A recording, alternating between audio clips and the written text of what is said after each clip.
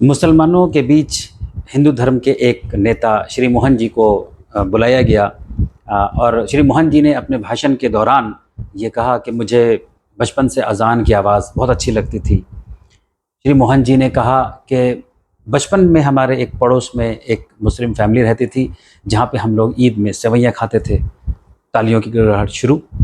मोहन जी ने कहा कि मुझे कुरान की वो बात बहुत अच्छी लगती है जिसमें यह कहा गया है कि अल्लाह उस लोगों की हालत तब तक नहीं बदलता है जब तक कि वो लोग ख़ुद अपनी हालत को बदलना नहीं चाहें। अब खूब सारी तालियां बजनी शुरू हो गई और प्रोग्राम के बाद फिर लोगों ने तरह तरह के जो है नतीजे निकाले। कुछ लोगों ने ये कहा कि भाई मोहन जी तो इस्लाम के बहुत ही करीब आ चुके हैं। कुछ लोगों ने कहा अरे मोहन जी तो इस्लाम धर्म का बहुत गहराई से अध्ययन कर रहे हैं। और कुछ लोगों ने कहा कि मोहन जी जो है वो कुरान को पढ़ा करते हैं। तो आपने क्या किया, इन लोगों ने क्या किया कि इन लोगों ने कई ऐसे निष्कर्ष कंक्लूज़न निकाल लिए जो कि हाईली एग्जैजरेटेड थे, यानी कि जिसकी ज़रूरत नहीं थी। भाई मोहन जी को जितनी बात कहनी थी उन्होंने कही, उन्होंने अपना एक एसोसिएशन शो किया, उन्होंने अपना कुछ एक्सपीरियंस बताया जो सच भी हो सकता है और थोड़ा सा एग्जैजरेटेड भी हो सकता है, यानी कि बढ़ा चढ़ा के भी हो सकता है। तो ये बड़ा नेचुरल है कि जब भी किसी इंसान को, किसी आदमी को, किसी ऑडियंस को एड्रेस करना होता है तो वो आदमी अपने ऑडियंस से एक कनेक्ट बनाने के लिए, एक रैपो बनाने के लिए ऐसी बातें कहता है जो उसको हेल्प करेगी ऑडियंस से कनेक्शन बनाने में। इसका ये ज़रूरी नहीं है मतलब कि वो आदमी जो है उस ऑडियंस के जो ख़ास आइडियोलॉजी है उसको वो एक्सेप्ट करने वाला है। लेकिन जब लोग इमोशनली चार्ज होते हैं, हाईली इमोशनल होते हैं, तो वो फिर बढ़ा चढ़ा के खुद ही नतीजा निकाल लेते हैं। और इससे क्या होता है, इससे फिर इन लोगों का ही मजाक उड़ता है, इन लोगों का ही जो है मजाक बनता है।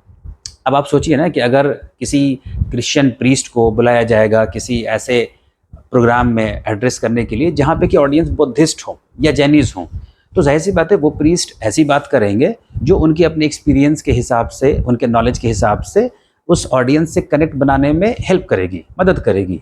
इसका ये कतई मतलब नहीं है कि वो प्रीस्ट जो हैं वो बुद्धिज़्म या जैनिज़्म में जाने वाले हैं।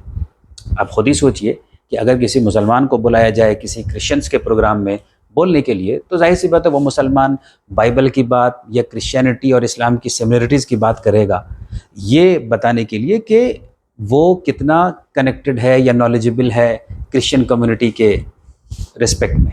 इसका ये मतलब नहीं है कि वो मुसलमान जो है ना वो क्रिश्चियन बनने जा रहा है। तो जब आप इमोशनली चार्ज होते हैं और इंटेलेक्चुअली मैच्योर नहीं होते हैं और आप जज्बात में बहुत ज़्यादा होते हैं, तो आप कई सारे ऐसा नतीजा निकाल लेते हैं, निष्कर्ष निकाल लेते हैं जिसका कि बाद में आपका ही मजाक बनता है, जिससे कि बाद में आपका ही मजाक बनता है।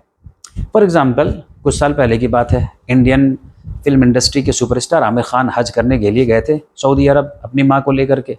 वहाँ पे उनकी मुलाकात हुई मौलाना तारिक जमील साहब से, जो एक बड़े फेमस स्पीकर हैं दुनिया में। अब उस मुलाकात के बाद लोगों ने अपने से बहुत सारा कंक्लूज़न निकालना शुरू कर दिया। किसी ने कहा कि आमिर खान जो है वो बहुत प्रैक्टिसिंग मुस्लिम बनने वाले हैं। किसी ने कहा कि आमिर खान तो अब फिल्म इंडस्ट्री छोड़ देंगे। किसी ने कहा कि आमिर खान तारिक जमील साहब की बातों से इतना मुतासिर हुए हैं कि अब वो जो है एक पक्के मुसलमान बन के ज़िंदगी गुजारेंगे। और बाद में क्या हुआ आप सबको मालूम है, ऐसा कुछ भी नहीं हुआ। तो इसलिए अपने इमोशन पे कंट्रोल कीजिए, फैक्चुअल बनिए, ना कि ज़्यादा इमोशनल बनिए। तो इमोशनली कंट्रोल्ड पर्सन बनिए, ना कि इमोशनली चार्ज्ड पर्सन।